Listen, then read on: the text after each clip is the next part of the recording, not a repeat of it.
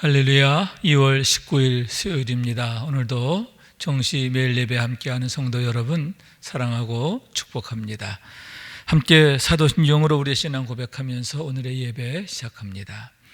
전능하사 천지를 만드신 하나님 아버지를 내가 믿사오며 그 외아들 우리 주 예수 그리스도를 믿사오니 이는 성령으로 잉태하사 동정녀 마리아에게 나시고 본디오 빌라도에게 고난을 받으사 십자가에 못 박혀 죽으시고 장사한 지 사흘 만에 죽은 자 가운데서 다시 살아나시며 하늘에 오르사 전능하신 하나님 우편에 앉아 계시다가 저리로서 산자와 죽은 자를 심판하러 오시리라. 성령을 믿사오며 거룩한 공회와 성도가 서로 교통하는 것과 죄를 사하여 주시는 것과 몸이 다시 사는 것과 영원히 사는 것을 믿사옵나이다. 아멘. 우리 함께 찬송하겠습니다. 218장 내 마음과 정성을 다하여서 함께 찬송합니다.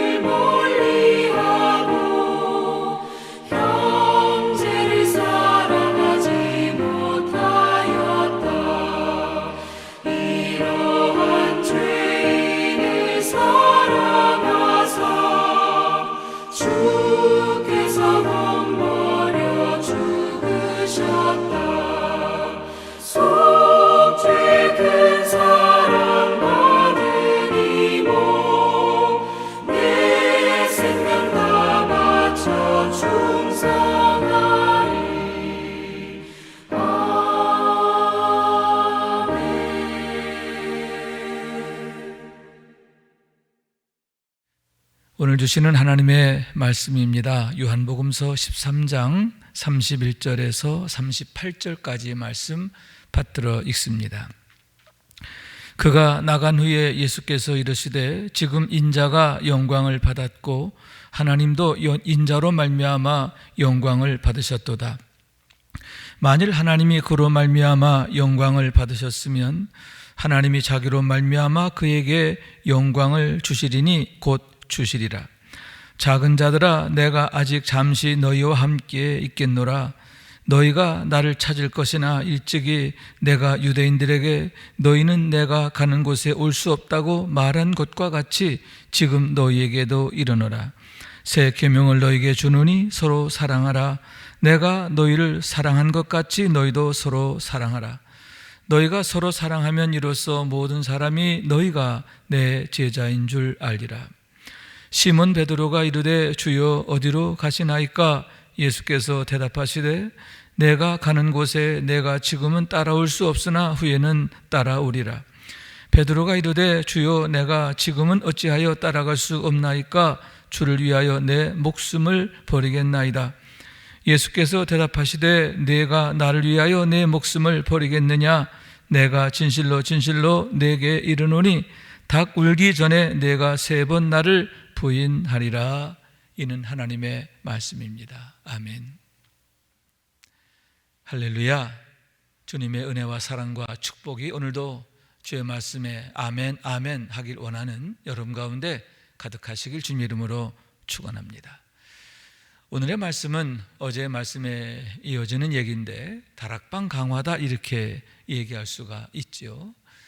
예수님께서 유월절 만찬을 제자들과 함께 나누시게 되었는데 이제 십자가를 앞두고 마지막 아주 의미심장한 만찬이 되는 것입니다.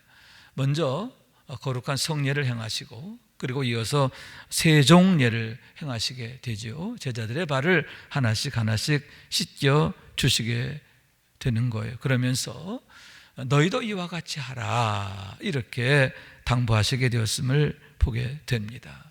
그리고 나서 오늘 이제 이 말씀이 주어지게 되는데 31절 말씀입니다.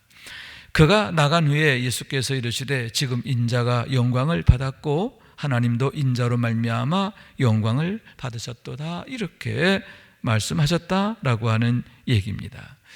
여기에서 그가 나갔다 이렇게 하면 그는 가룟 유다를 말하는 거예요. 가룟 유다가 예수님 앞에서 이제 뛰쳐나가게 되었음을 보게 되는 거예요. 그럴 때 비로소 주님이 영광에 대해서 말씀하셨음을 보게 되는 거예요. 그런데 여기서 우리가 주목할 게 뭐냐 하면은 지금 인자가 영광을 받았다라고 이렇게 말씀하고 있는데 이게 문법적으로 과거 동사 형태를 띠고 있다라는 거죠. 과거 수동태 동사인데 이게 무슨 얘기냐 하면 받을 것이다 미래적인 게 아니라 이미 내가 영광을 받았다는 거예요. 자, 그러면 여기서 주님이 말씀하시는 인자의 영광이 뭘까? 그건 십자가를 말하거든요. 자, 가룟 유다가 이미 나갔어요. 뭐하러 나갔어요? 예수님 팔려고 나갔지요. 그러니까 이미 예수님의 십자가 사건은 시작되었다, 또 돌이킬 수 없다라는 그런 의미가 되겠고, 더 본질적인 의미는 뭐냐? 예수님께서 예루살렘에 올라오시는 그 과정 자체가 뭐예요? 이미 십자가를 작정하신 거예요. 그러니까 이제 내일 있게 될 주님의 십자가는 내가 할 수도 있고 안 할 수도 있는 그런 게 아니라 이것은 이미 돌이킬 수 없는 일이다. 내가 반드시 해야 할 일이다 라고 주님은 이미 작정하셨고, 그렇기 때문에 인자의 영광을 과거형으로 말씀하시게 되었음을 보게 되는 거예요. 이미 당신은 십자가 도상에 서 계시다라고 하는 말씀인 거예요. 그럼 여러분, 예수님께서 왜 당신의 십자가를 영광이라고 말씀하셨을까? 인자가 받은 영광, 또 그로 인하여 아버지가 영광을 받으신다라고 하셨느냐라고 하는 얘기인 거죠. 여러분, 여기에서 우리는 예수님이 뜻하시는 영광의 의미와 세상이 말하는 영광의 의미가 다르다는 것을 생각하게 됩니다. 세상이 말하는 영광은 뭐냐 할 때 사람들로부터 높임을 받고 우러름을 받고 환호를 받는 것, 그걸 세상이 말하는 영광이다 하는 거죠. 그러나 여러분, 예수님이 뜻하시고 말씀하시는 영광의 의미는 뭐냐? 그게 아니에요. 여러분, 예수님의 십자가의 경우 제자들마저 반대하잖아요. 오죽하면 수제자를 하는 베드로가 그리 마옵소서 하고 아주 예수님을 강권적으로 만류하기까지 함을 보게 되는데, 사랑하시는 제자들조차도 원하지 않는 것, 환영하지 않는 것, 그것이 바로 예수님의 십자가인 거예요. 그런데 그런 십자가를 예수님께서는 인자가 받으실 영광이다 이렇게 말씀하고 계시다라고 하는 얘기인 거예요. 그러면 여러분, 왜 그것만이 영광이냐? 여기서 우리는 참된 영광이 뭐냐라고 하는 의미를 우리가 바로 알아야 하는데, 여러분, 하나님이 인정하시고 기뻐하시고 원하시는 것을 이루는 것, 그것만이 참된 영광이 된다라고 하는 사실을 우리가 기억해야 하는 거예요. 여러분, 예수님이 왜 이 땅에 사람의 몸을 입고 오셨습니까? 그것은 만인을 죄와 사망에서 구원하시기 위해서지요. 다시 말해서 십자가를 위해서 오셨단 말이에요. 만인의 죄를 대속하시는 대속의 제물이 되시기 위해서 오셨다라고 하는 거예요. 그것이 바로 하나님의 뜻이고 하나님의 목적이시고 하나님이 가장 기뻐하시니다 라고 하는 말씀인 거예요. 자, 그렇기 때문에 여러분, 그 일을 이루는 것, 하나님이 가장 기뻐하시는 일을 이루는 것, 이것이야말로 하나님 앞에 최고의 영광이 된다.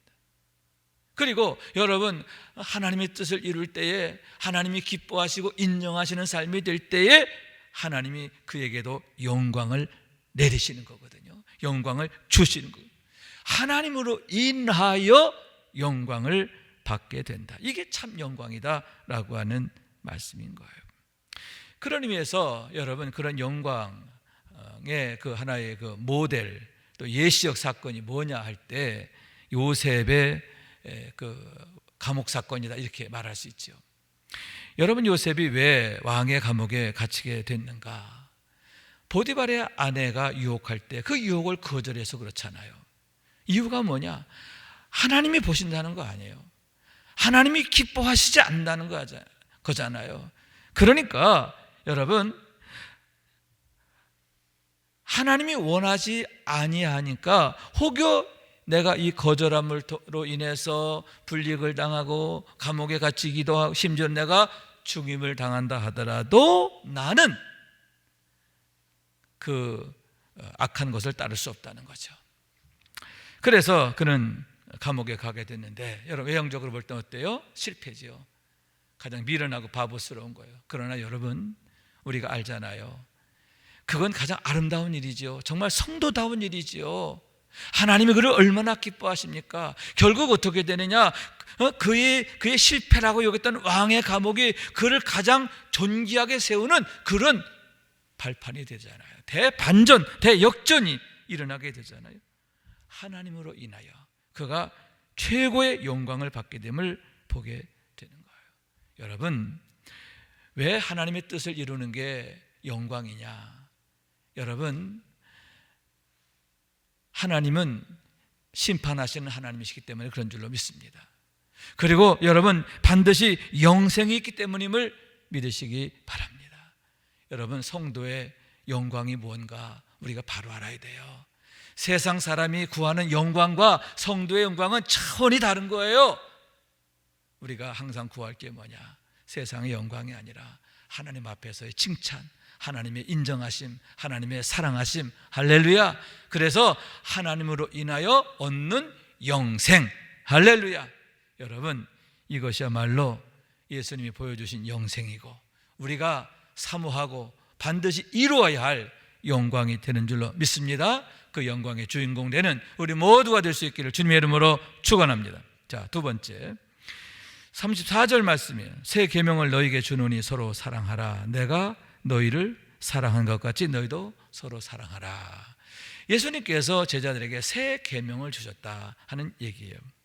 자, 그러면 서로 사랑하라는 이 말씀이 그러면 처음 있는 말씀이냐? 그건 아니죠. 본래 십계명의 정신이 그거예요. 십계명의 핵심이 뭐냐? 첫째, 주 너희 하나님을 사랑하고, 아멘, 마음을 다하고 뜻을 다하고 힘을 다하여 하나님을 사랑하고, 그리고 내 이웃을 내 몸과 같이 사랑하라. 자, 그런데 예수님께서는 거기에 더하여 서로 사랑하라 이렇게 말씀을 하고 있는 거예요. 일방적 사랑이 아니라 서로 사랑, 상호간에 서로 믿음으로 격려하고 또 서로 덮어주고 서로 용납하고 서로를 위해 축복하고, 할렐루야, 함께하는 사랑이 되어야 된다라고 하는 말씀인 거예요. 그러면서 어떻게 서로 사랑할 것이냐? 내가 너희를 사랑한 것처럼 너희도 사랑하라 이렇게 말씀을 하고 있는 거예요. 내가 너희를 사랑한 것처럼 너희도 서로 사랑하라. 할렐루야. 예수님이 본을 보이셨다, 모범을 보이셨다 하는 거예요. 그러므로 여러분, 성도들은 늘 어떤 갈등이 있거나 또 문제가 있을 때 질문해야 돼요. 예수님은 어떻게 하셨는가? 예수님의 방법은 뭔가 질문하면서 주여를 고백해야 됩니다. 아멘. 여러분, 왜 우리가 시험에 들고 넘어지게 되느냐? 예수님을 입으로는 주여 주여 하면서 정작 내 자신이 순종하지 않는 거예요. 입으로만 주여 주여 하는 거죠. 여러분, 입으로만이 아니라 나의 모든 전인격이 예수를 주로 고백하는, 아멘. 그래서 내 생각, 내 감정, 내 이해관계, 내 형편, 그거 내려놓고 하나님의 뜻, 예수님의 방법, 예수님의 마음, 거기에 복종해야 하는 줄로 믿습니다.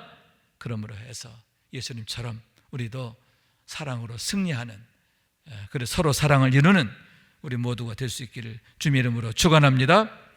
마지막 세 번째는 베드로에 대한 책망이라고 볼 수도 있고 권면이라고 볼 수도 있는 말씀입니다. 33절 말씀 봅니다.